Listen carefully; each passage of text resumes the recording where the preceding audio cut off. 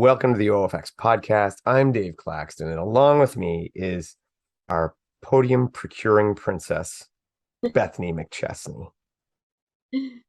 Yep. Yep. And this episode is brought to you by Duonamic, who generously donated the first place women and men's prize for the recent Deka Strong at Farm Girl Fitness, first Canadian Deka event ever, and by Designateddrinks.ca, who today I am sampling. I think this is called Play Lager. I don't know. Yep. This Play really big. I'm going to assume that's what it is. Mm-hmm. A lot of crazy stuff on here. And as you can see, it's pretty good because I'm almost done. So it goes down smooth. Yeah, it goes down smooth. So I'm gonna call this one like a B plus for sure, and go from there. So not too bad. Obviously, we're gonna talk later about some of the New York Hyrox, and we'll have a guest. But before that, Deka Strong, and congratulations, Bethany. And congratulations, Dave. Yes, we had a pretty good day. I kind of thought I didn't know who was coming, although who was coming. So I thought, if we're not clear, I won the men's, she won the women's. So there you go. Mm-hmm. I knew, and we made the joke before, that for a little while I would have the Canadian record for Deka Strong because I was the first one ever going to get to do it. So even if I was 96 minutes, I was still going to hold the record for a little while. Mm-hmm. So, but it ended up holding all day, which was great. And there was a couple of guys who gave it a good shot, came really close. I ran 15:04, which is still a little off what I really had hoped to run. But a couple of the guys were pushing pretty hard at the end, and I thought might give it a shot, but didn't quite get there. So kudos for me. And you put in, what was it, a 15? 15-12. 15-12. You had a fantastic judge, let you away with a lot of stuff. Yeah, that's the only reason.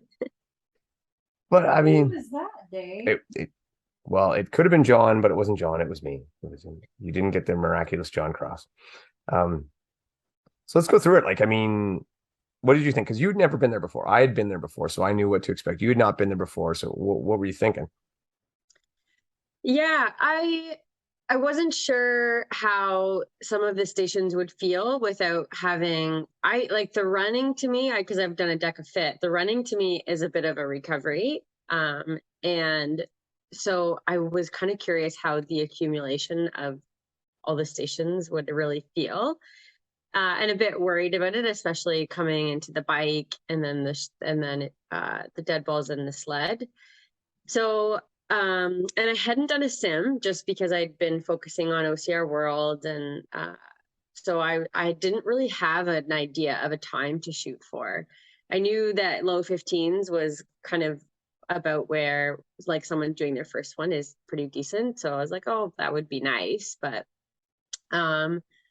yeah, so my plan was just to stay really steady on the first two machines and do my best on the bike, which is still, it is typically my worst station. And then from there, just hammer the last three. So it did kind of play that way. I did better on the bike. I did it better on all the machines than I did at Deka Fit. So I'm pretty happy with that. But yeah. What'd you think of the place too, right? Because I mean, that was your first time that place and the setup. Because I mean, you had never been first-handed to one of these other than the full Deka Fit. So it would have been very foreign. And so how did you find the setup? Did the transition go smooth? And yeah, so the nice thing I found with the setup is everything is just in a line and you're like 1 foot, 2 feet from the next thing. So I don't know if at a bigger venue, if things are set up a little bit more spaced out, but it did make it a lot easier to cut down on transition times from one station to the next.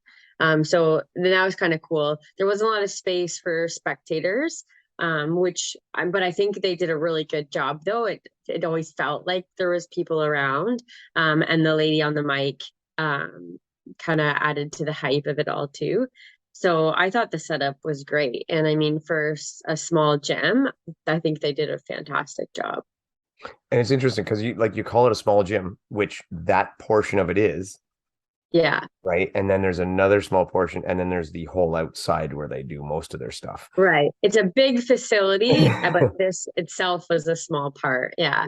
But yeah. it shows you, I would say that's probably the smallest space you could really get away with doing a Deca.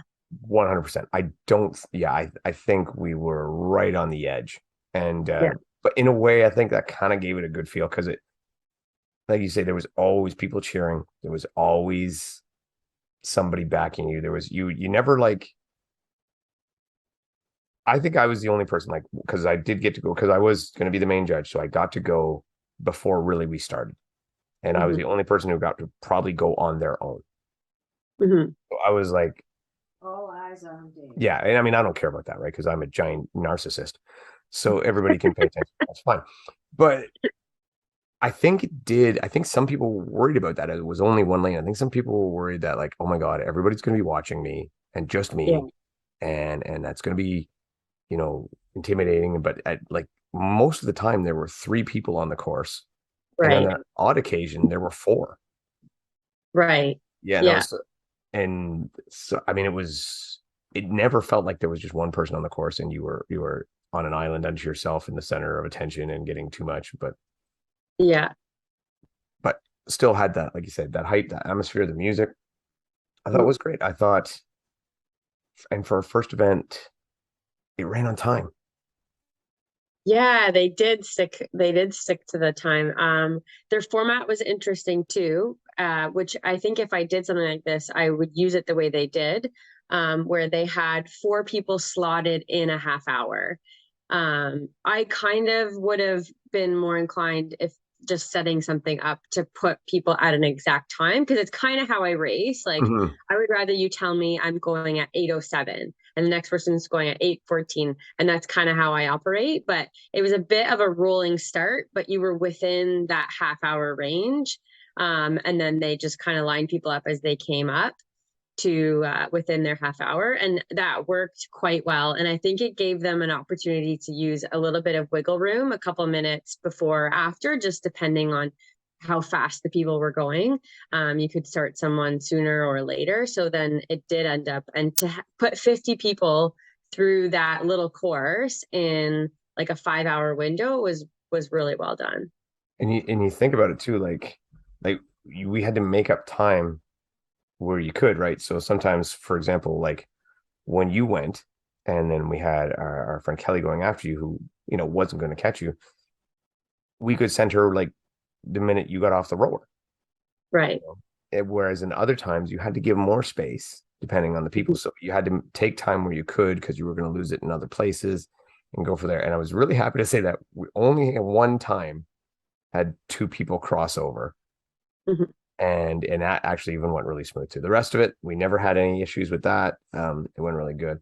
But yeah, talk about your run. Like, I mean, this was how hard did you find it? Like you say you were worried about the not getting the running recovery. Did it kill you? Did it gas you? Mhm.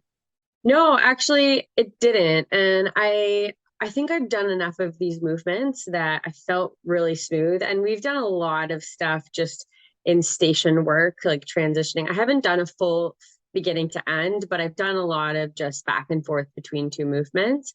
So I didn't find it that as bad as I expected, which it's kind of a good thing because I did really try to cruise through the first six stations, and just keep it smooth and keep my heart rate down a little bit. So it's a good sign that I could probably take some time off of it.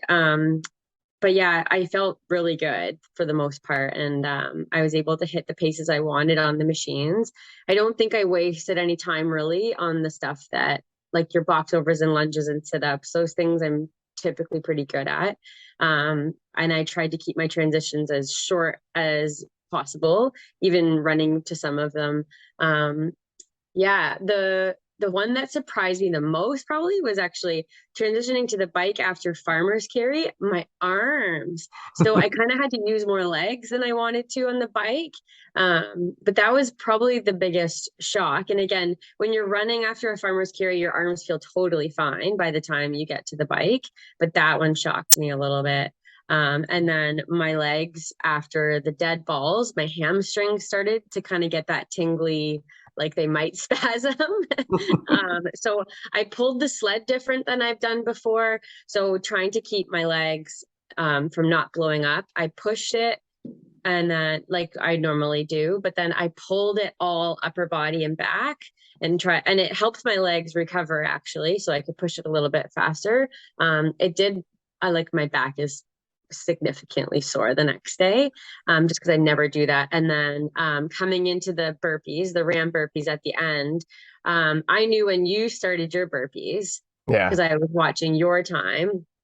And I knew if I could do the burpees in like close to a minute, I could catch you. And so I think I finished them in like just over a minute. So Probably that's what I 12 was. seconds or so. Or probably 8 seconds or so. Yeah. Yeah. Yeah. So and I think your burpees were about 2 minutes. So I They were slow. I gassed. Like yeah.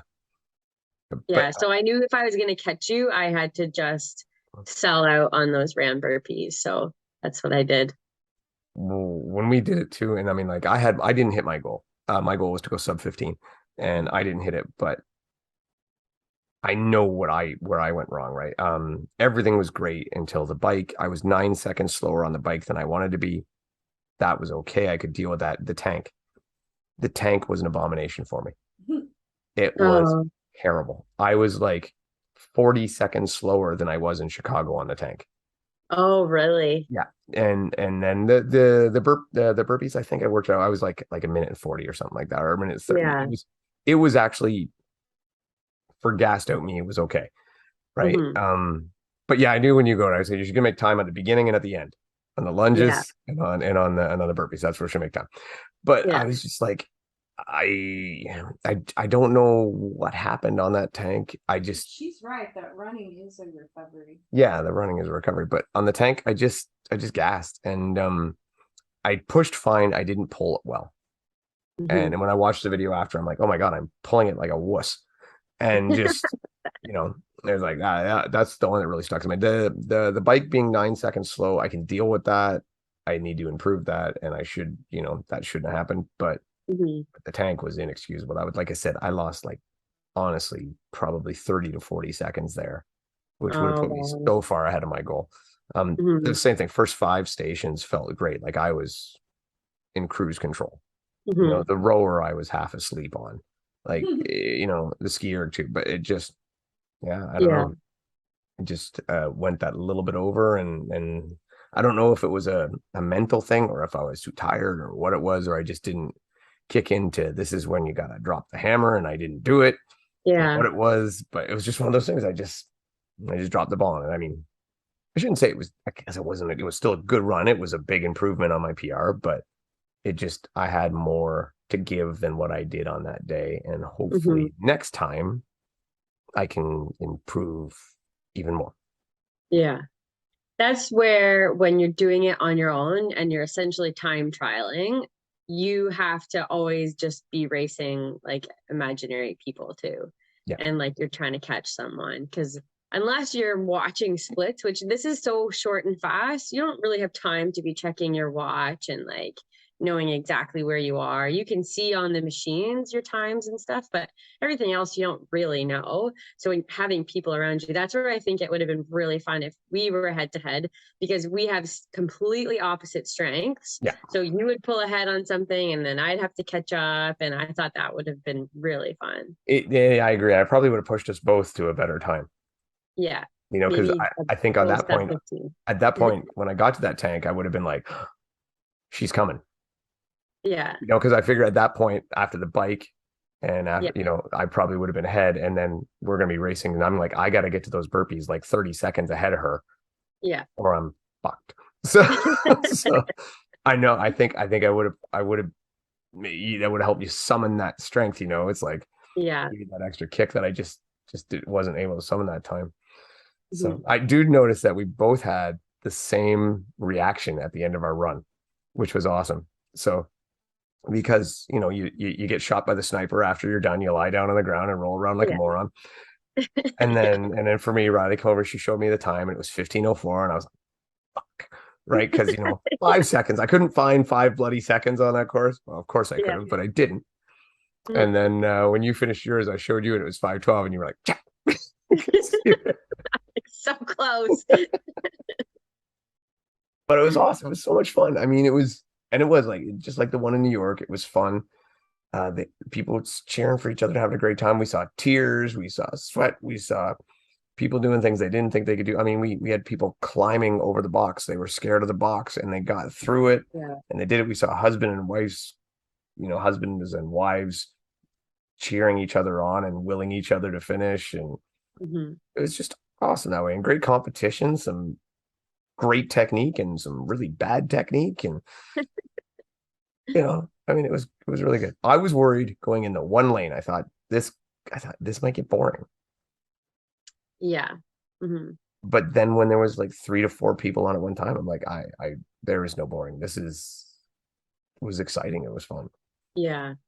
I was a bit worried because I had 7 people from my gym come. I was a bit worried with one lane, like they were, that it would like everybody would kind of be watching them. And but I think it helped that like we said, there was 2 or 3 people always going, but even just the girl on the microphone did a really good job of kind of bringing your attention between the different people going, so it's not like you have felt like you were alone when you were going, or that everybody was watching you, because she was kind of bouncing around. And honestly, just even like the music and the loudspeakers and stuff, it kind of just felt like you weren't, like it felt like it was a bigger event, I think, which kind of helped you feel like. And then the judges, so there was a judge with every person, so I don't know, they did such a good job of just the vibe of the whole thing. So yeah, my biggest fear, and because you never want to be that person who's the last person taking the longest, then you get like the pity clap at the end and everybody's watching you, and nobody ever, I think, had that kind of feeling. No, it seemed like honestly, the longer you took, the more people were into it and cheering for you. Yeah, especially at the end when they're finishing their burpees. Yeah. And you know what it reminded me of, and we talked about this in Stratton, was if you sail through an obstacle, nobody cares. Yeah. Like, especially like if you do something really cool and dramatic, you get a few, like that. But like generally the way I do obstacles, I'm pretty mechanical. It's like bang, bang, bang, bang, bang, right? And there's no reaction except for the people that I know. It's just like, okay, there's a guy, he went through. Great. But if you fail it like 9 times and then get it, everybody goes ape shit. Oh, yeah. Yeah. Right. And it's the same kind of deal. It was the same kind of deal when you were fighting. And I think that was like that human condition. We could all recognize when we were fighting hard and pushing hard and really giving everything we had. And everybody could recognize that. And they're just like trying to will you on and push you forward. So good on you people. That was awesome. And we did like Rye, myself, John Cross, we did a lot of judging. And there was 2 other ladies who did the judging with us, and Crystal and Robin, and they were fantastic. First time, they had never seen this before, and their judging was really well done. They were from a CrossFit gym, weren't they? No, they're from that gym. Oh, okay. I thought they were from. Okay. No, so they did a really good job on the judging. Like it's not easy, I mean, there was not only the judging, but they're inspiring to help the person go. They're directing them in case they get race brain. And then they're also trying to figure out, okay, when do we signal to send the next person? So they're juggling a lot of stuff at once and getting ready for, and it was a long day, and they did really great. So I just thought that they really deserved some acknowledgement at how good a job they did, like fresh out of the, fresh to the whole event and never seeing it before. So really good. Farm Girl Fitness, you guys all did a great job. Awesome event. I think everybody had a good time. I didn't hear any negativity. I'm sure there was things that got messed up. I'm sure somebody had a bad time somewhere along the lines or was upset with something or whatever. That's the nature of the beast. But for the most part, all I heard was, when's the next one? Yeah. Yeah. And I had 7 clients that came from my gym. And for most of them, I would say this would be their first real competition that they've done. other than one or two girls that have done a Spartan race. And I just found Deka to be so much less intimidating than convincing someone to go run on a mountain. Yeah. And so these girls who've never done anything, when I told them what it was, and I was like, it's all movements that we do at the gym, and there's no running. So they were like, okay. So it was much easier to convince them. And it gave them something to train for the month before. So it kind of upped their motivation to get to the gym and put in the work. And then when they finished, after they were done hating me for a couple of minutes and the pain went away, then a little bit later, they were like, I want to do it and do it better. And they started to analyze what they did and where they went wrong, or maybe where they kind of missed some things in their training. And so then they already started planning the next one that they're going to do and how they're going to do it better. And I don't think any of them wouldn't do it again. I think that might be my number one tip for people is have somebody video your entire run. Yeah. And then you can break it down after and you'll be like, oh, this is where I should have done this. Or, oh my God, why did I take so long on that transition? And why did I drink so much water in a 20-minute workout? Like, you know. Yeah.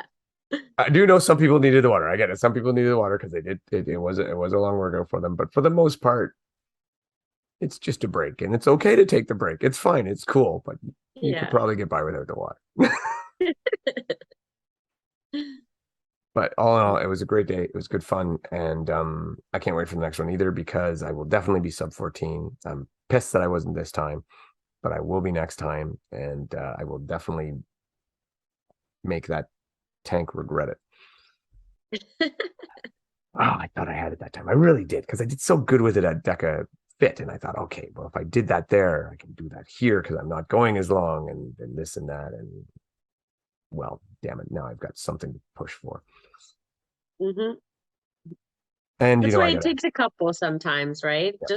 They just say, just learning and doing it a few times, naturally just putting things together, all the pieces that we mess up, and you just get better at it.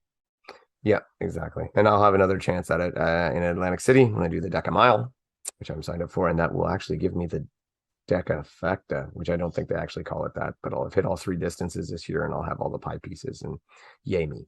Mm-hmm. But what you were saying too. Yeah, exactly, about getting people to go to it is it is easier because one, like you said, it's not intimidating. It's $50.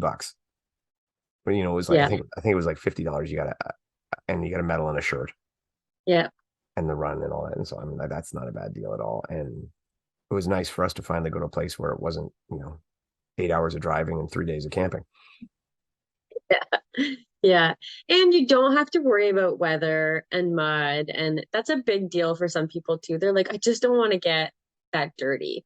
And Spartan Race is known for that. And that's not everybody's thing. So, that's also a big appeal for someone doing an event. We were talking about too. So when we go to Atlantic City, right, we're going to go drive down there. And that is like a whatever 9-hour drive, 10-hour drive, whatever it is. But we're like, the van won't be half as full because we don't need 9 pairs of shoes. Right. We don't need 8 different sets of gear in case the weather changes and whatever. Right. Winter jackets, rain gear, umbrella. Exactly. The dry robe for when you're really cold, bleg mitts, a whole bag of gloves. No, you don't. You need a pair of shorts and a pair of shoes, and you can pretty much get by on that if you got that, right? Yeah. Yeah. And really pretty much if you've got your shoes and you forget anything else, you could probably just pick it up while you're there. Yeah. So yeah, look forward to that. That's going to be a lot of fun. Mm-hmm. And it is coming soon. But before that too, we do still have Spartan Blue. Yeah. 3 weeks. Is it 3? That's unreal. It's 3 weeks. Yeah. I'm like, have you decided what you're doing? What distance? Yeah. I'll do the beast. Yeah. Mm-hmm. I'm going to do the oven mitt open. In the beast or in the sprint? In the sprint. I'm going to do the sprint open wearing oven mitts. As like a really? Yeah. As like a we'll call it like a, I don't want to call it an advertisement, but an endorsement of our grip training. That if I can get through without any burpees on the open wearing oven mitts, it should show that our grip training is a solid foundation. Let me think. What's going to be the hardest? Yeah. Well, the sprint won't have um the vertical cargo 2.0, that table. Yeah, I got you. I think I'd be okay on that though. I'm tall enough that would be okay. That would be So I just. make that one look absolutely ridiculous. And worst case, I could go underneath and do the pullover. I can do that. I'm Oh, okay. good at that move. And to be honest, I thought like, so if I do the open and I get through it, or the sprint and get through it, then the next time I might try a super and then work my way up. The ones that worries me, to be honest, is Olympus. Yeah, that's what I was thinking too, with because With you the hold oven, the chains. yeah, but I mean, I could still do the holes, but I'm wondering if I can get my hands with an oven mitt into the hole. So I might have to use the rock climbing holes. So sometimes in the sprint though, they put the ball on the end of the chain. Oh no, in the super, yeah. But I mean, if I eventually work my way through all the distances, eventually, I was just wondering if I can get. I think Oh, Twister, I eventually. think I'd be fine. I don't think that'll be an issue. Same with beater and bender and monkey bars. They're all no, I don't. They shouldn't be an issue. So I think I can get away with this. I think it'll be a fun attempt anyway.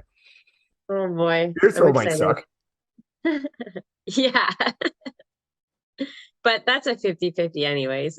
Yeah. Well, originally I said that I was going to do this just in a pair of mittens, and then I have to thank Chris Otis who said you should do it in oven mitts. I'm like, all right then, let's pull it off and see how it goes. I just hope it doesn't rain. Yeah. I could get a bit gnarly, but yeah, Mm. that's my plan for Spartan. I'll be doing that on the Sunday. So if anyone wants to run the oven mitt open with me, just let me know and we'll go through that. But the one thing I wanted to ask, did you get to watch any of the live stream or not even live, but take a look at it after? No, I didn't. So I hate to go down this road again, but it rears its ugly head at the end. I saw the end of the women's, and I know people were commenting on it, and it looked like a lot of people were not going to depth on their wall balls, Hmm. and it like It seems to be getting worse. it did. Hmm. Okay, but it wasn't as bad as the last year at New York. Last year at New Yeah. York was like a complete gong show. This time, I mean, they were close, but it still was not to full depth. And the guy doing the stream, he said, he goes, it's the camera angle. It's the camera angle. But I'm sorry, I'm not buying it because some people did look like they were going to depth and others didn't. And just, I mean, we've seen enough of these that you can tell what a camera angle is and when it's not. And it did not look like Right. it. And I think this is just going to keep coming up, and they either need to change the standards to what people are doing or do something about it. Yeah, I think they need to do something about it before they change the standards. Mhm. Because again, like I said, like you're trying to attract people from CrossFit, and you got guys like Andrew Hiller putting out videos, and he's getting, you know, tens of thousands of views, and he's saying, "Hey, this is good, but they're terrible judging. They're not doing it," and that's going to resonate. That's going to cost you. That's going to cost people from coming, and that hurts. And we want more people, so you got to get that squared away, Hyrox. It's important. And I mean, Deka was having it with the lunges and the box step overs, and it was probably even worse.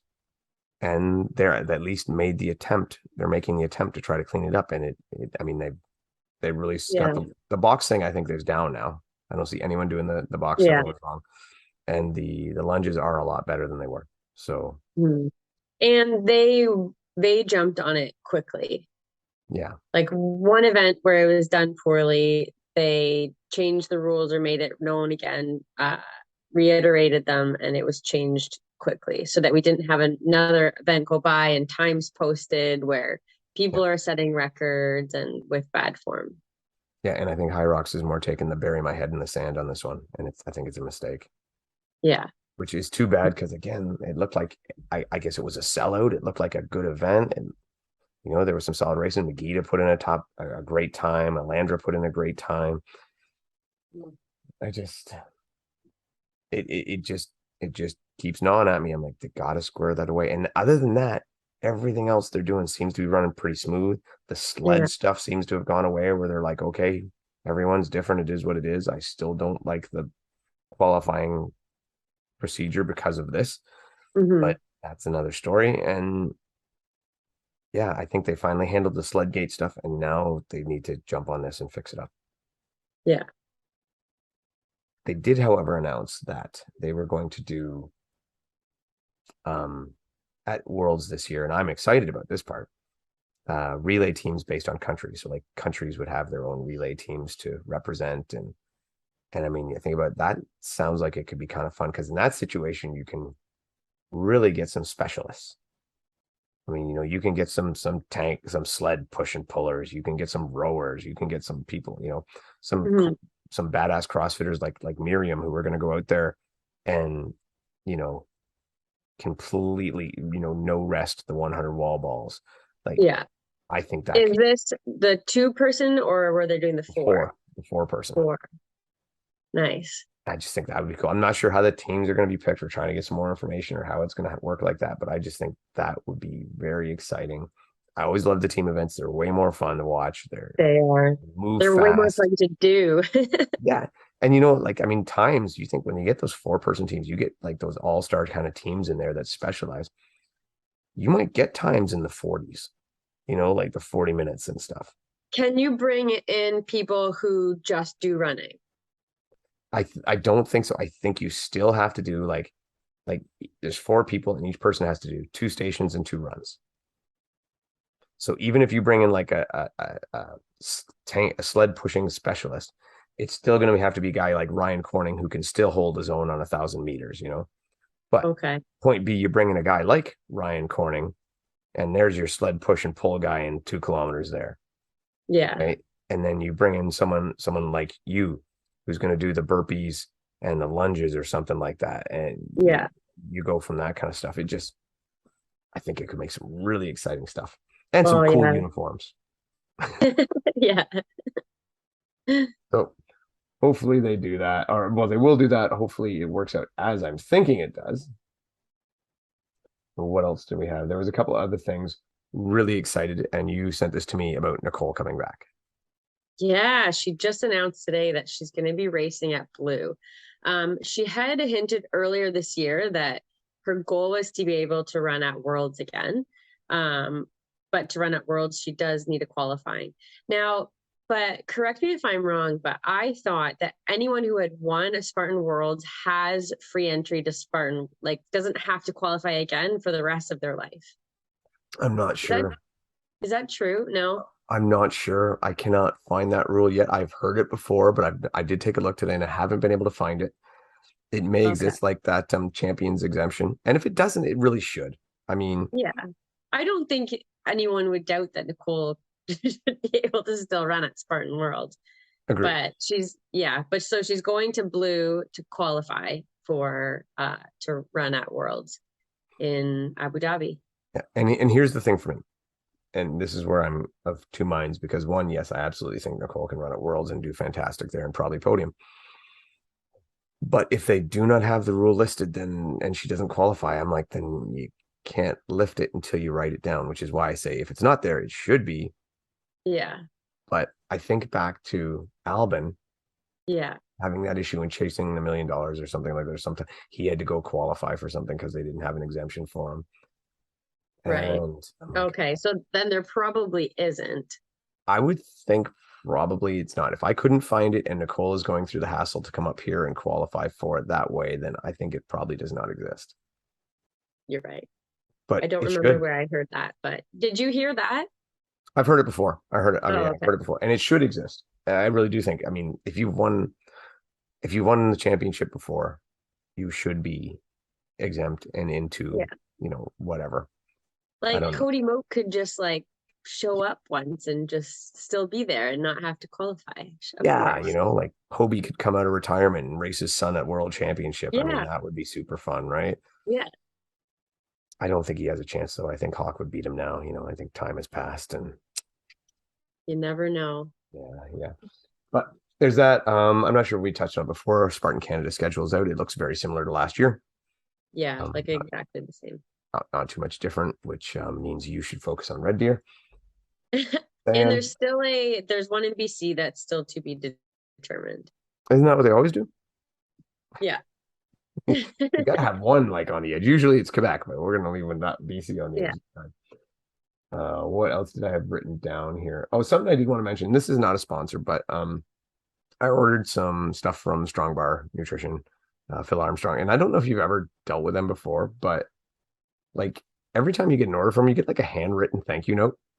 Oh, really? I'm serious. And like, and I asked him like, is this just because you know me? And he's like, no, man, I write them for everybody. And I'm like, Wow. that is so cool. So if you're looking for some like protein powder or power bars or whatever, and he makes all this stuff, it's all his own recipe and stuff. Check out Strong Bar. Great people, great guy. Phil's a good dude. Um, what were these other things that I had? Oh, and this was a little annoying. I'm going through a bit here because our guesses could be a little later, but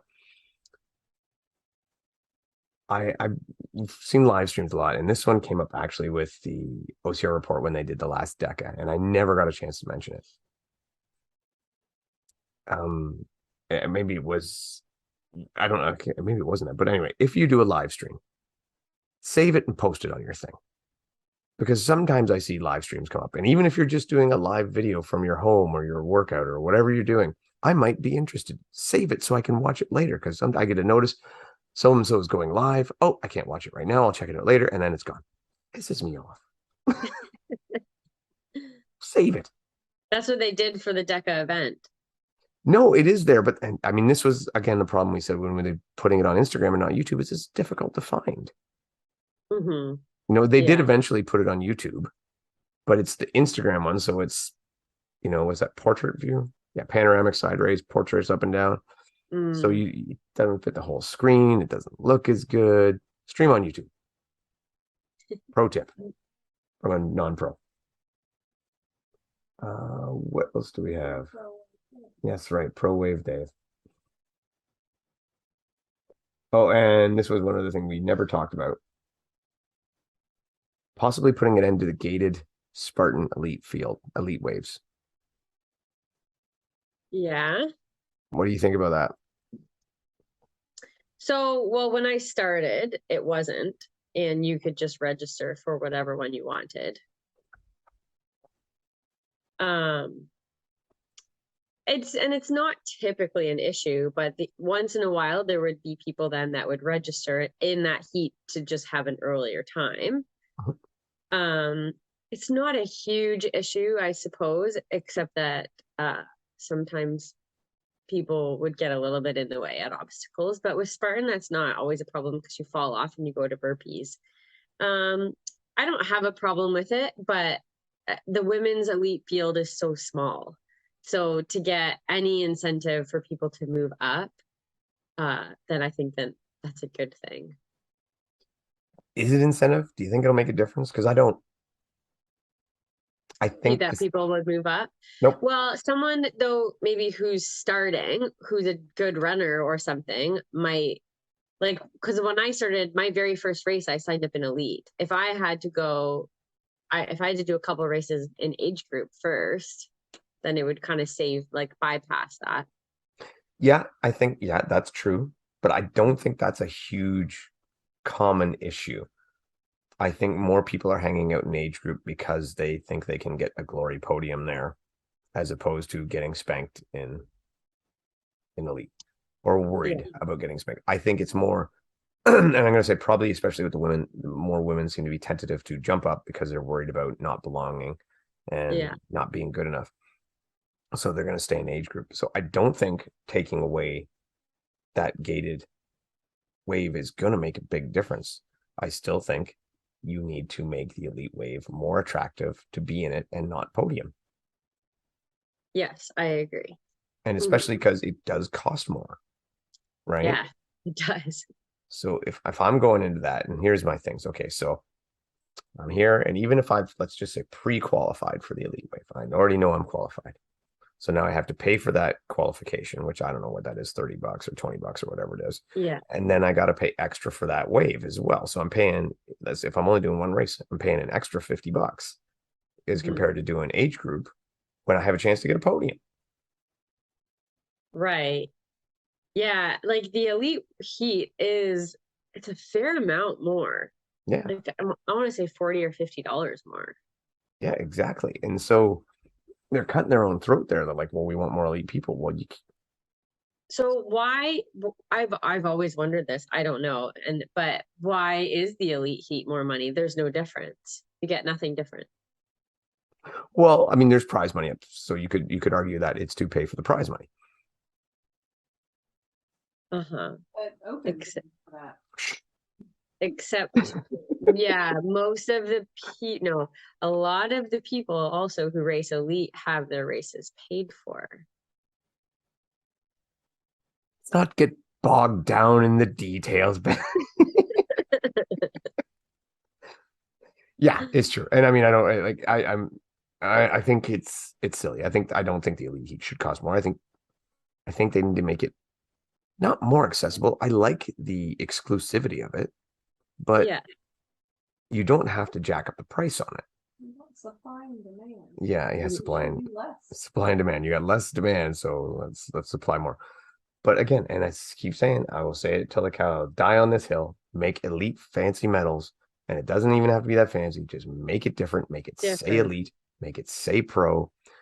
Hand out pro cards, actual little cards when you sign up and you pay your $20-$30 or whatever it is for your elite qual card. Make it an actual card.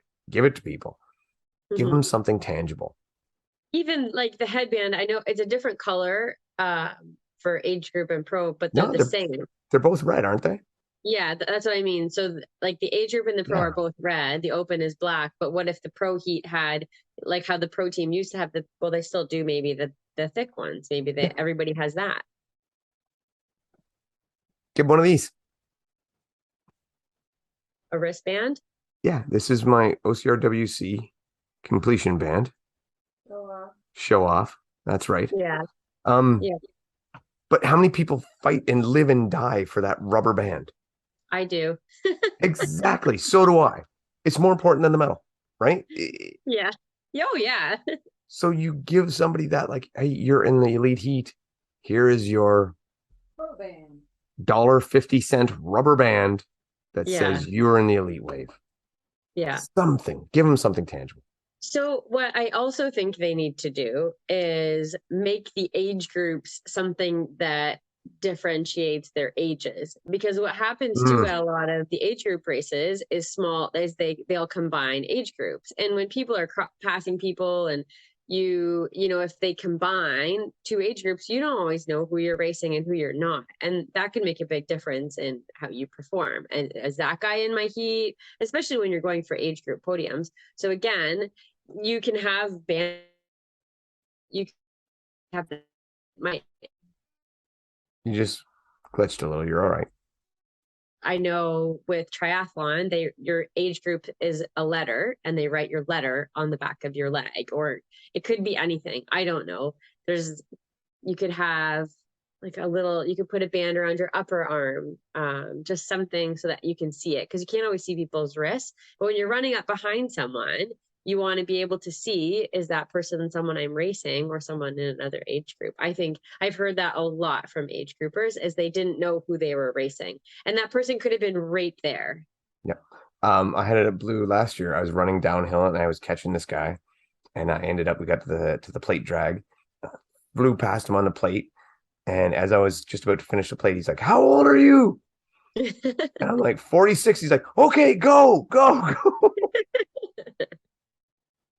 And I guess he was he was in the 50 plus, right? So, yeah, I mean, yeah, I totally agree. And we pointed that out at OCRWC too, as one of the flaws there is put everybody in a similar heat, so they got an idea at the start even.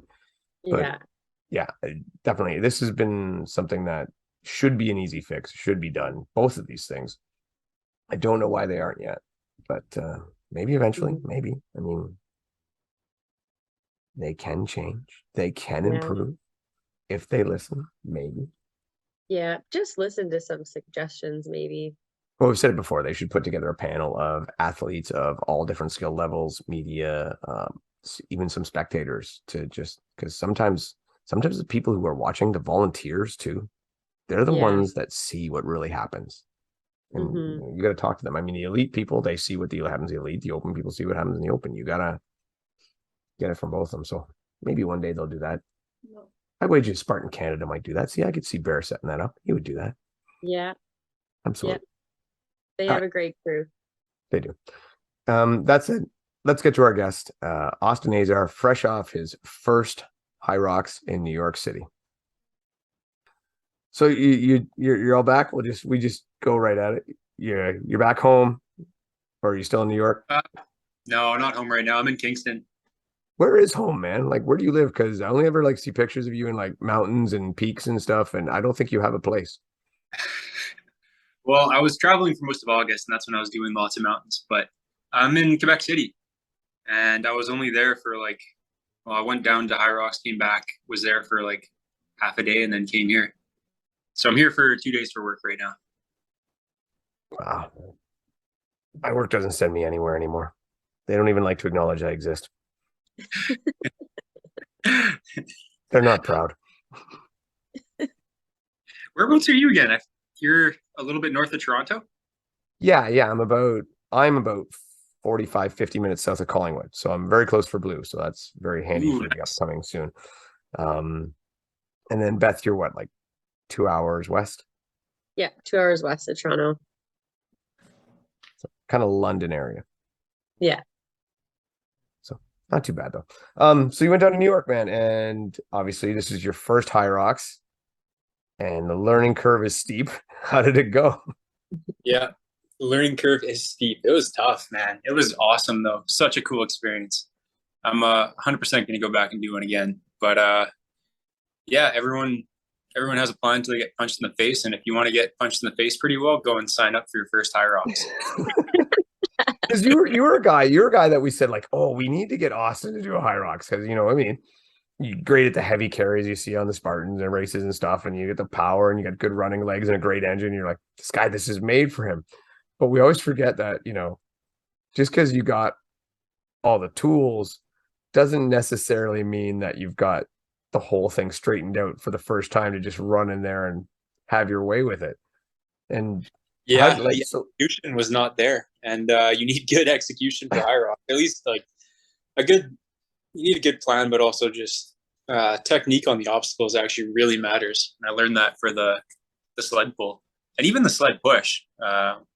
Just little things here and there, like you really got to get low and take strategic breaks. Like, don't just full out tackle it. So I was grabbing it too high, and I learned that they actually have different bars this year. They got taller bars. So I was just kind of having my shoulders like at the top of them, and the top of the sled was like kind of tilting forward and then digging into the carpet.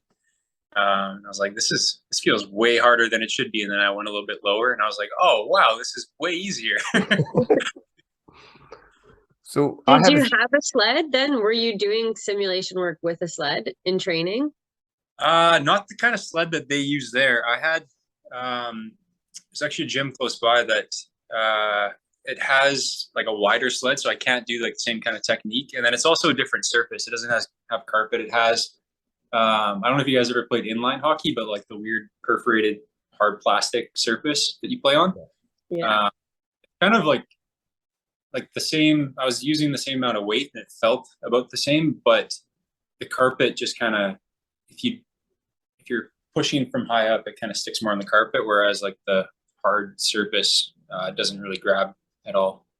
I think they said they got new carpet this year, because the sled times did seem faster. Like even your time, I think we were like 3 something for yours, if I look right on it. And that last year would have been a really fast time for a push. Like we were having sometimes, what was it? Cole Schwartz at one time had like 9 minutes.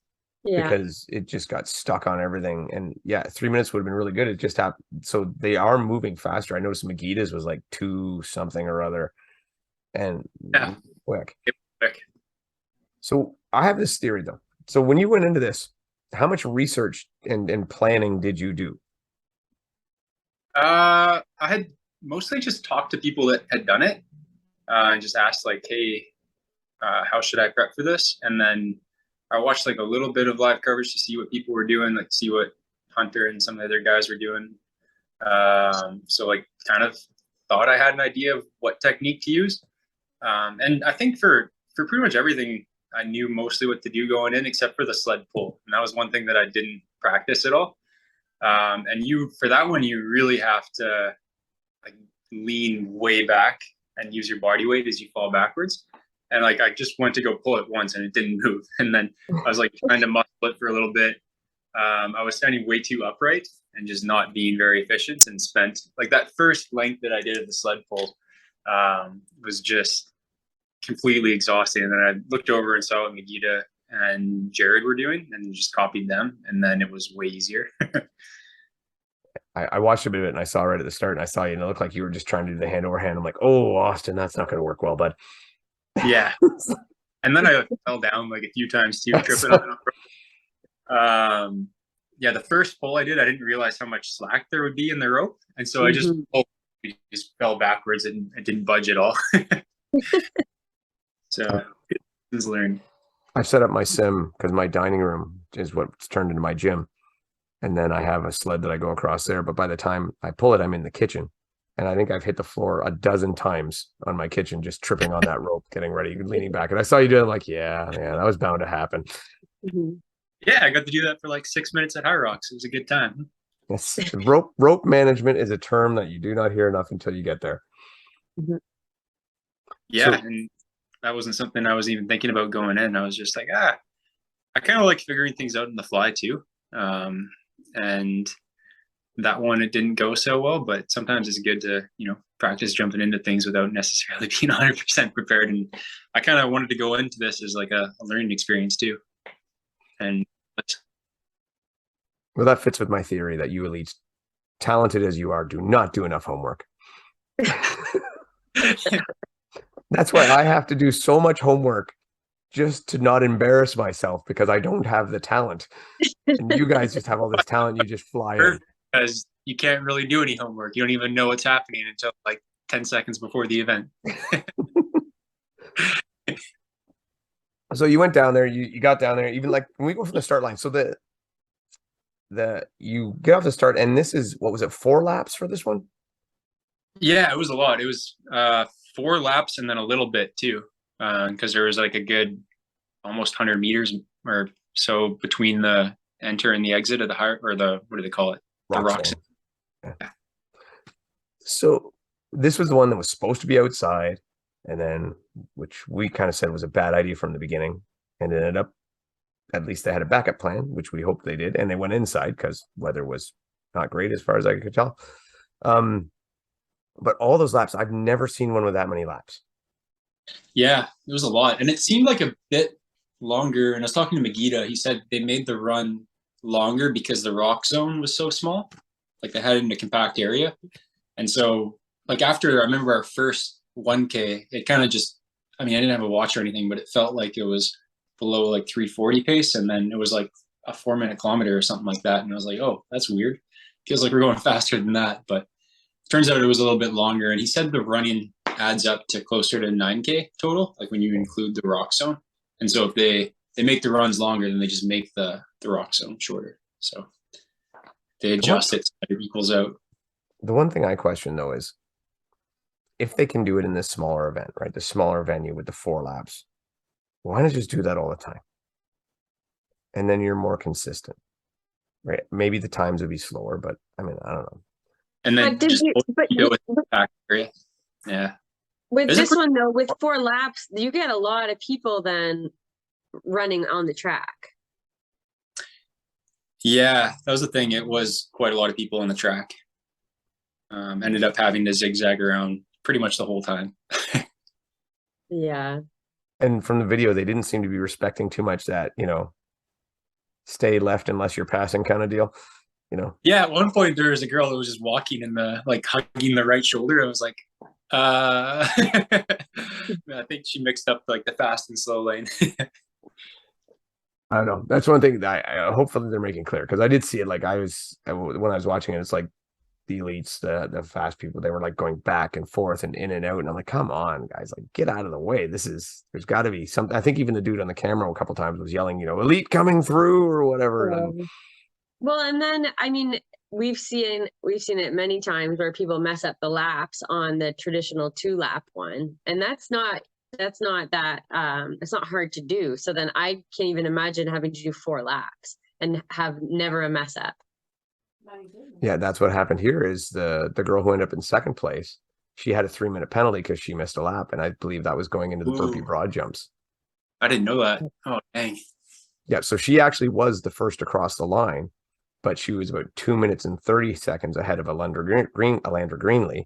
Wow. And then she had a 3-minute penalty, so she ended up back by 3 minutes. Yeah, so it counting, 4 laps. I mean, we've seen Viola do it at Worlds, did she not? Where she missed a lap or put in an extra one or something. Like, it just. Yeah. And They have Rebecca did it in Chicago. Yep. Mm-hmm. They have a really smooth setup because I thought 100% I was going to miss a lap at some point or do an extra one. But when you cross the timing mat for each lap, there's a screen that pops up, and then you can see your name pop up, and it tells you like what lap you're on. And then if you're going to a workout zone, it tells you which workout zone to go to. Because I was like, before the race started, I was running through my head. I was like, okay, after the sled pull, I go, it's burpees, right? And then I had forgotten the order. But then it tells you exactly what number to go to. So that was nice. Yeah, man, I always forget about, like, even when talking about it, it's always, ski erg, sled push, sled pull. And then what's next? Is it the row or is it burpees or is it, that's when it gets confused. Yeah, you actually have to study it, especially when you're like race brain mode. It's pretty easy to mess that stuff up. So you went through it, you went out, you thought you were going out hot and apparently you weren't. And now we didn't get to see this part because they didn't click into the guys until you guys were on like this thing, the sled pull. How did you get into the skier? Where were you positioned at that point? Pretty much right at the start of the race. I was just behind like Dave and Jared were running, and Grady was right next to them. And then I was just kind of settled in a little bit behind them. I got to the skier maybe 3-4 seconds behind them. We did the skier probably within a second or two of each other. And then, so they all popped out a little bit ahead. And then after that, I was just kind of trailing, 5-10 seconds behind them. And then we got to the sled push, and it just immediately felt harder than I was expecting. But I was trying out different techniques too. At first I had just like bent arm pushing. And then I tried like wrapping my arm around and putting my shoulder against. And then I actually found like you can tuck your head in down and then like push with the top of your head against the center pole. And that actually worked really well. And then it also like helped me get down lower too. And it made it way easier. And so I stuck with that method. But like took a few attempts of just messing around with different technique. I think it's Rich Ryan and Dylan Scott you see all the time with like, looks like they have their face smushed against the top of the plates. Yeah. And then it's kind of the same deal. Too, like quick little 5-second power nap. All right. And then you were still in fourth when you got to the pull, right? And that's kind of where we kind of jumped in. And it looked like you were still fourth going out of it though. Yeah,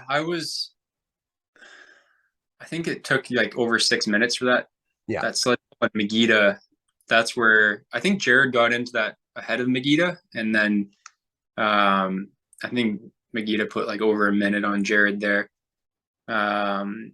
Then Grady Jackson left that station shortly behind Jared.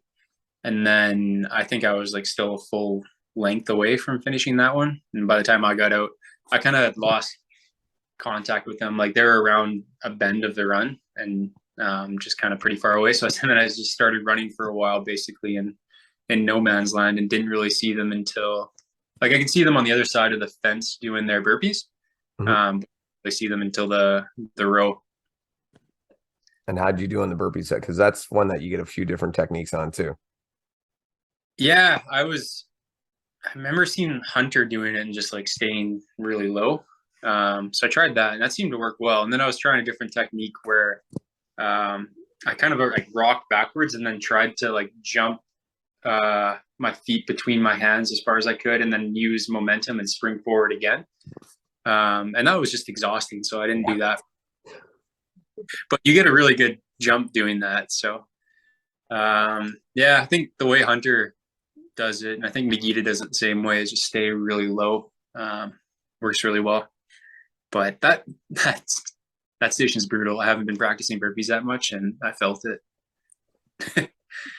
I think Hunter's technique is good on that, but also so is Lauren Weeks, and she does that one step forward, second step and jump, and it just seems to be nice and smooth. And I've used that before at RX1, and it almost saves energy. It's like you can Oh, yeah. remember doing it. So I think I gotta try that. when I get out there, that's when I'll try. Yeah. So watch Lauren Weeks. She does it really well.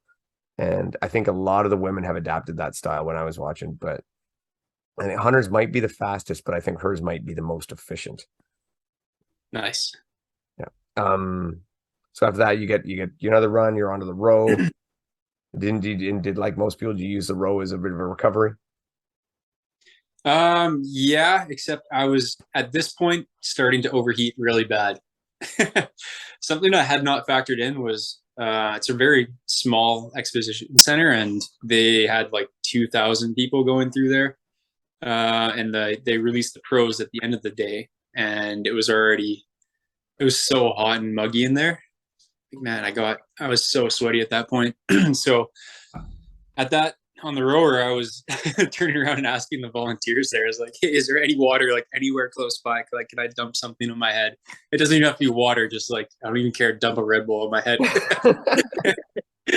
And so she was nice enough and went and grabbed a little water bottle, and I dumped it on my head, and like immediately felt better after that. But my row was not good. Like my row was slower than my ski. Doesn't make sense. Usually my ski is way faster. Or sorry, no, my row is like usually 10 seconds per 500 meters, whatever it is, faster. Yeah, I find that's the same with me. It's probably not the same speed with you, but that's the same difference generally. Yeah, and I was struggling pretty good on that row. It also, I didn't even realize this, but I started rowing. My damper setting was like 5 or something like that, 4 or 5, and I was like, ooh, definitely wasn't used to that. I usually put it on 10. Yeah. Yeah. And what is the rule for Hyrox? Once you set it, you have to leave it. Is that it? Yeah. Like you can set it once, but then you have to leave it. Oh, can you start and then set it after you started once and then? Oh, okay. So, but you can only touch it one time. You're not allowed to touch it. Yeah, no, I think you can adjust it once and that's it. And I could be wrong. I could be mixing Deka's rule with theirs. I can't remember. But I think you can touch it once, set it kind of thing, and then you're on your way. Oh, dang. I should have bumped it up. Oh well. Yeah. So you get your row, and then you're all sweaty, and then you can do a farmer's carry. Yeah, farmer's carry is great. Yeah. That's a good weight for 200 meters, I think, for the guys. It's like just enough that you're like, nice to take a break here, but the end's right there, so just push for it. So I think they put chalk there too, which I didn't realize you get to do. Yeah. Because I've been practicing doing some carries for that just without chalk. But yeah, with chalk, it was way easier. Yeah, you can even use like gymnastic wraps for that too. Oh, no way. Yeah, gloves are wrapped. Not like weightlifting straps, the full thing, but yeah, you can get away with the gymnastic flaps. I saw some of them do it. Oh, wow. But it I think if they put more turns in that, you'd see more guys having to set them down. Yeah, probably. Each time it's very weird taking turns especially if you're kind of like jogging with them. Well, it's not really much of a jog. You kind of like hobble, speed walk with them. When you take turns, they kind of swing around awkwardly and smash against your knees sometimes. So, yeah, if there was more turns, it would have been harder. Well, like we just did our Deka thing, and it's you do 100 meters, but it's back and forth over a 10-meter span. And I'm pretty sure you spend as much time turning around as you do actually moving. Yeah, and all those accelerations and decelerations. Yep. So I think if they set that up with Hyrox with a few more turns, you would see more guys having to set them down and not being able to make it the way. Because as soon as you turn and you shift and you move and you're that's way harder. Yeah, this one you actually didn't have to turn around like 180 at all. It was just all 90-degree turns. Yeah, so that's a nice setup. Yeah, it's pretty smooth. So there, you come off there, you do another run, and then you get to this is where most people seem to fall apart. Sandbag lunges. So at this point, I know what you're going to say on this, and I was impressed. I was after the farmer's carry. I don't know. As soon as I put them down, like I had felt better. I was like, just releasing weight and then going into a run. I really liked that feeling. Mm-hmm. So then I was kind of cruising there, and then I was looking at the lap board, and then I was like, oh, I didn't even realize how close I was to the end. I was like, oh, there's only 2 stations left. Grady, like is pretty far ahead, but like maybe possible to catch him. So I surged pretty hard on the lunges, and then tried to close the gap on Grady, but they had already been pretty much most of the way through the lunges by the time I started. And then tried to like run that last run as hard as I could, but at the same time, after you do lunges really hard, Yeah.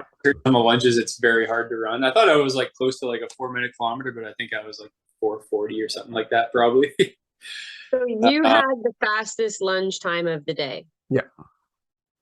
Nice. My goal was to do no, like don't stop in what do you call it, like the full upright position, just like keep lunging through the entire way. And yeah, I managed to do that. 3 minutes dead. That I've always done a lot of, just for several years. I've always found lunges to be just an awesome exercise for getting even when you're not in the mountains, to keep your legs strong for the mountains. So that was the one I was probably the most confident going into. Yeah, you were three minutes dead. 3 minutes dead. Dead. Once faster and get in the tubes. Sadly, you were 47th on the wall balls. Yes, wall balls was. I pushed hard to try and catch Grady on the wall balls at the start, and then by the time he had finished and went in, I was like really feeling the heat again and overheating.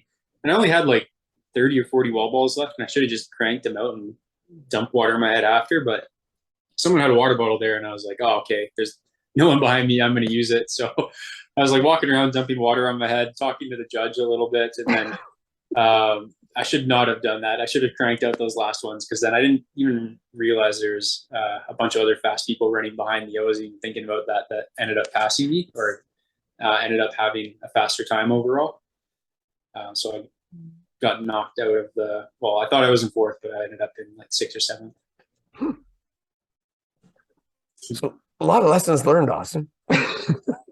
Oh yeah, it was definitely a learning experience, and that was, I was going for just wanted to try something completely different and learn what to do for the next one of these, because I'm definitely doing another one. And I don't know do you remember what the top qualifying times for the top or Elite 15 were last year?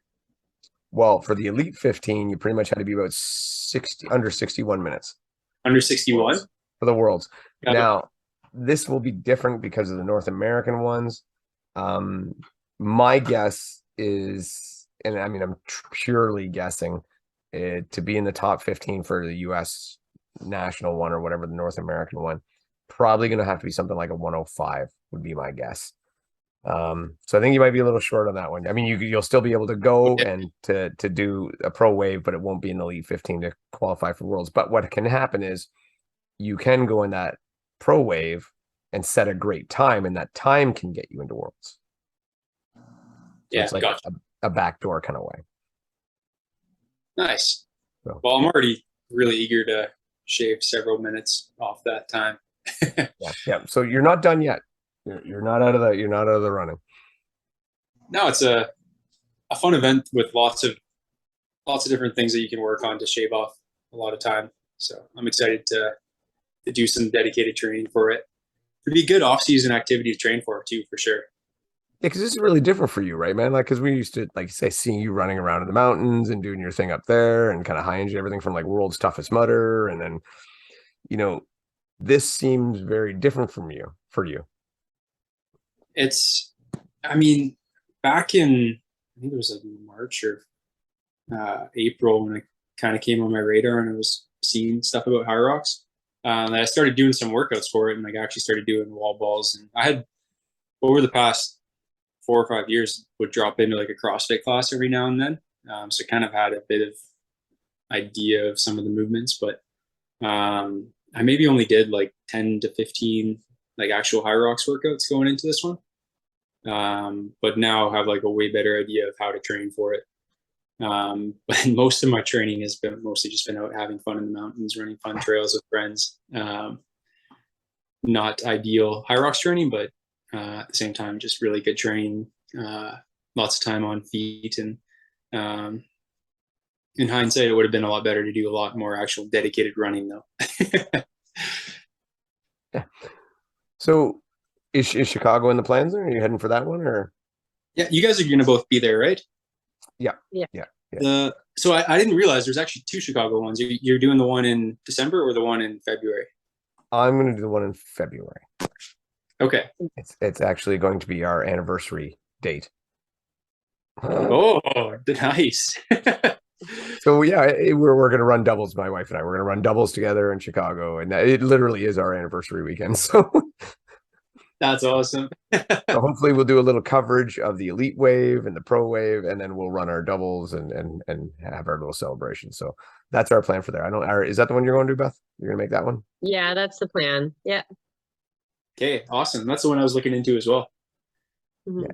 It'll be good, and that'll be a great event. Like, that's a great venue, and if you do get the hotel, it's like right downstairs of the hotel. Pretty much, you're on that Navy Pier. It's a gorgeous area of the city.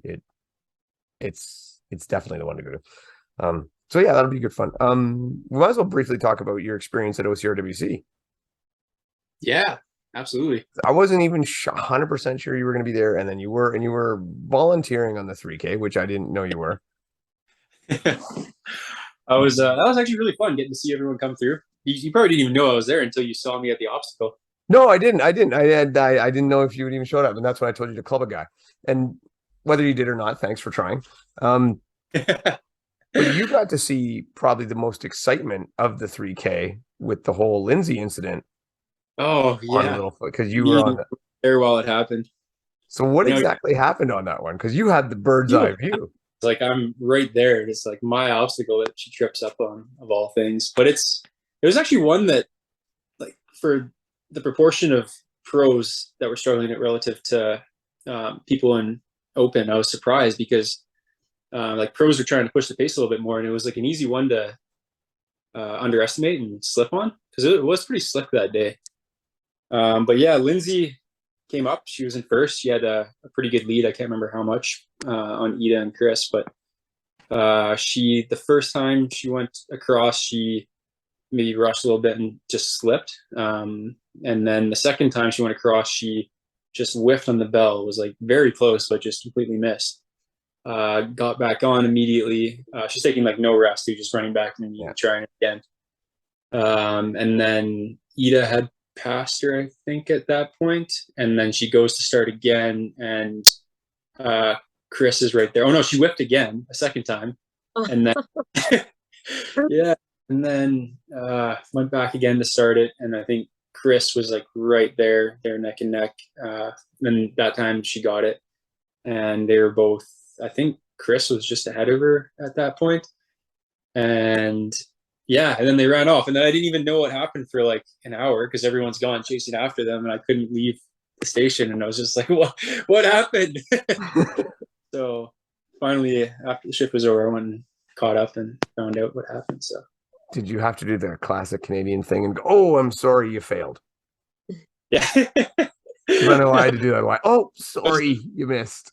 I don't think I said anything. I was just like, "Hey, let's go, Linz," and then it was, "Oh crap." But yeah, poor Linz. It's like, especially in the 3K, like it's right at the end there. It's like the part where you want to surge and just push right to the finish, and it's like a really unfortunate spot to whiff on the bell. It does go to show you that it doesn't always have to be this super complicated obstacle to be a difference maker. You know? No, usually the slightly easier ones that you can have the lapse of focus on. Yeah, or the ones that you can rush through, right? And you just give it, and then just you take it for granted. Like, I mean, how many times do we see people fall off Z wall? And I mean, we're surprised we don't see more people fall off Helix as easy as it is. It's just, if you rush through, you can slip. A few times where like I'd be not thinking about the obstacle near the end and just like looking somewhere else, and would jump and like swing for the bell without even looking at it, and then like almost miss the bell. I'd be like, no, I like try to like focus on the bell first before worrying about running somewhere else, because I think that maybe is what she did. It's easy to like in a short sprint like that to be thinking ahead a little bit. I almost whiffed on Urban Sky.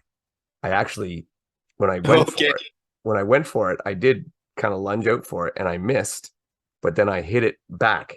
I brought my hand back and oh, no way. Back. Yeah. And I was like, at first I was like, I think that's what I did. I think I pulled it off. And then luckily a friend of mine had the video and I'm like, yes, I did hit the bell. I'm okay. Nice. But yeah, I think you saw me do a low rig jump and like lunge for or kind of dyno for the bell and then land right on my tailbone. Yeah, that was nasty. Yeah. But you hit it. Yeah, as soon as I let go though to hit the bell, I was like, oh, I shouldn't have done that, and then just boom, smacked my back. Ow, I hurt my tailbone for a few days. Yeah, well, that was when you were wondering if you actually hit the bell or if you're just hearing bells. Yeah, I think a bit of both. Yeah. But it was it was a great, and then you had the team relay. You got on the team relay with yourself, Jesse, and was it Isaac? Isaac. Honestly, team relays and OCR are like one of my favorite things to do. They are so much fun. Yeah, we had Isaac on the it was speed first, right? Speed, technical, then strength. They were all pretty much technical. Yeah. Yeah, Isaac went out first, and then Jesse on technical, and then had me on strength. And then I had to, the format, there's basically like no break, and the three of us all run together to the finish line. And I was breathing so heavy in that last section, trying to keep up to those guys. It was awesome.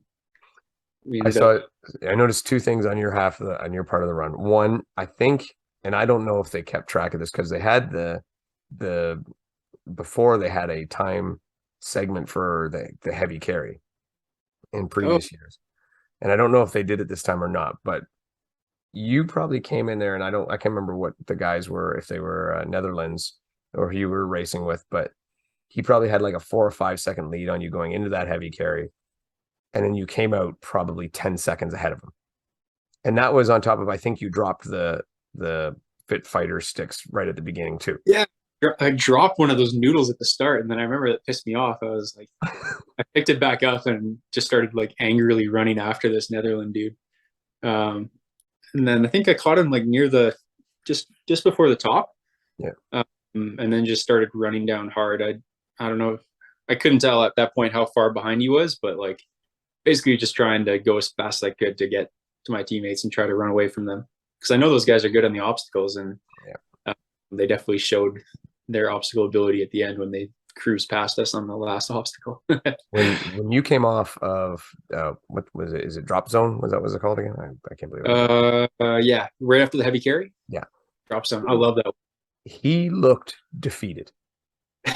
he looked done. Like I even said, I think I was with my wife, I'm like, he's done. Like just his facial expression. He was like, when you passed him on that heavy carry, he's like, he just looked defeated. And then all of a sudden, when we got to Ricochet, it was like new life, and they were alive and flying. And I was like, what the hell? It's amazing. The team race atmosphere. Like I remember I was dying too coming off that point, but then just seeing Jesse and Isaac, you find another gear I know it was only, I don't know, like 5 minutes to go, if that. You can, even if you're totally trash, you can find 5 minutes to keep pushing with your teammates. Yeah. And then we saw you take a little face dive into the cargo net and oh, did I? Yeah, it was a bit of a flop. Yeah.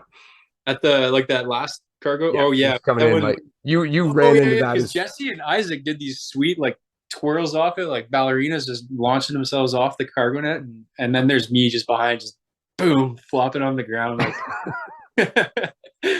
oh, I was so tired at that point. I forgot about that. It was a good race. Did you guys ended up third, did you? Yeah, we ended up third. We had a lead. We thought we had a pretty good lead for that last loop where we run together, but then there's that one where you jump and grab the bar and then throw yourself over. I forget the name of it. But that one you can actually do.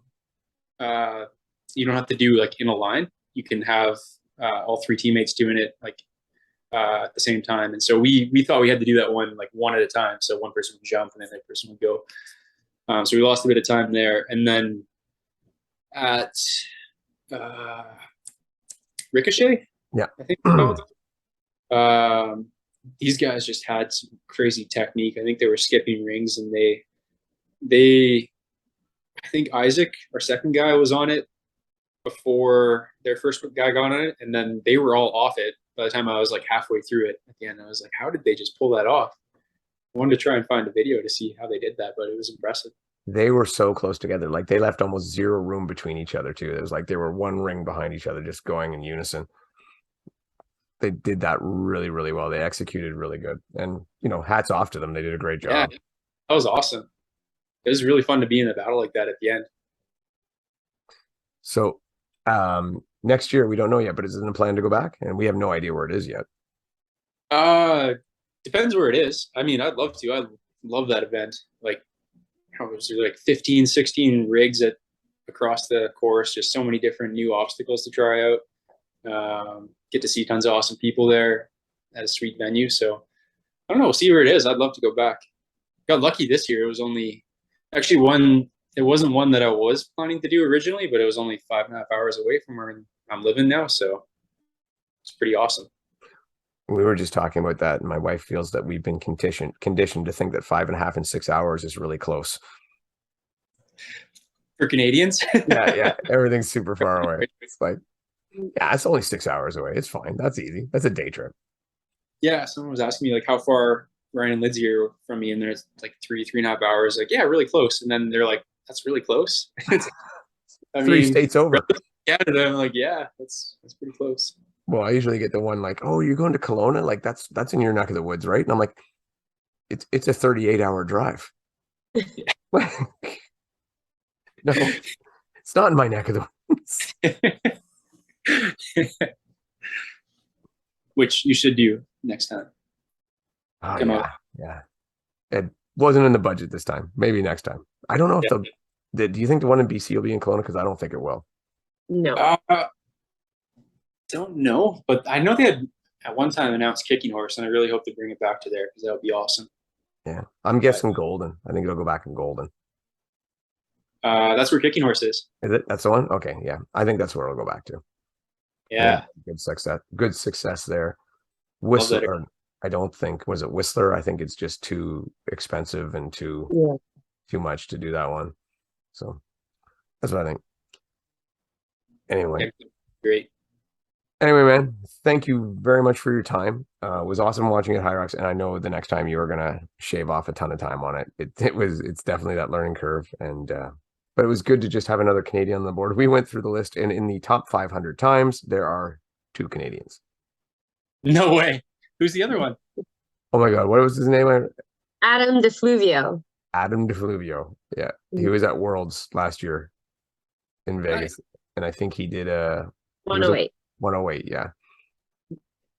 Nice. So, there you go. I can't quite put together the top 10 Canadian list. We need a few more to make it. More. I'm trying to convince other people to come do it.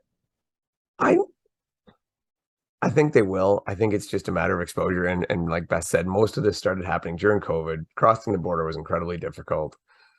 And hopefully now that'll lessen up. Maybe in Chicago, we'll get a whole herd going down there. Nice. Yeah, I'm hoping to be there too. So looking forward to potentially doing a Hyrox in the same stadium as you guys. Awesome. Well, Beth, I got nothing else for Austin for tonight. What about you? Good to go? Are you going to be in Blue Mountain in 3 weeks? Yes, I will be there. Yeah.